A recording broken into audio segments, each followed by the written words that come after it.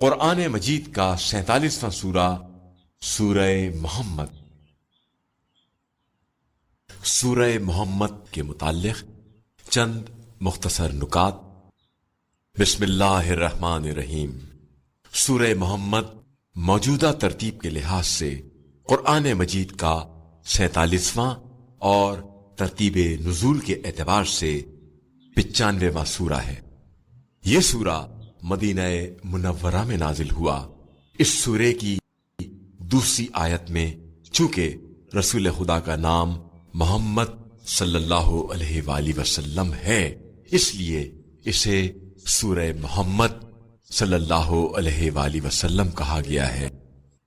آیت نمبر 6 میں اس بات کی طرف اشارہ ہے کہ اہل جنت کو اپنا مقام پہلے ہی سے معلوم ہوتا ہے، جس کا بہترین نمونہ میدان کربلا میں شب عاشور کو دیکھنے میں آیا، جب امام حسین علیہ السلام نے اصحاب کو جنت میں ان کے مقامات دکھائے۔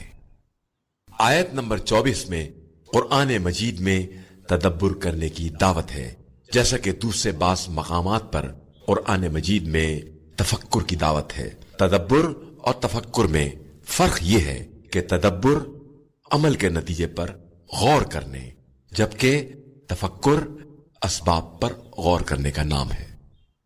روایات کے مطابق آیت نمبر 27 منافقین کی قبر میں پہلی رات کی کیفیت کو بیان کر رہی ہے کہ منافق جب سامنے آتا ہے تو نفاق لے کر آتا ہے اور واپس جاتے ہوئے سازشوں کا ارادہ لے کر جاتا ہے، لہذا قبر میں جب پہلی رات وہ پیش ہوگا تو فرشتے اس کے منہ اور پیٹھ دونوں کو مسلسل عذاب کا نشانہ بنائیں گے۔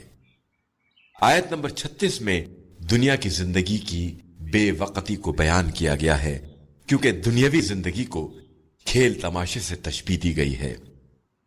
اس سورے کی تلاوت کرنے والا جو ہی قبر سے نکلے گا، کسی چیز کے دیکھنے سے پہلے اسے حضرت محمد صلی اللہ علیہ وآلہ وسلم کا دیدار نصیب ہوگا۔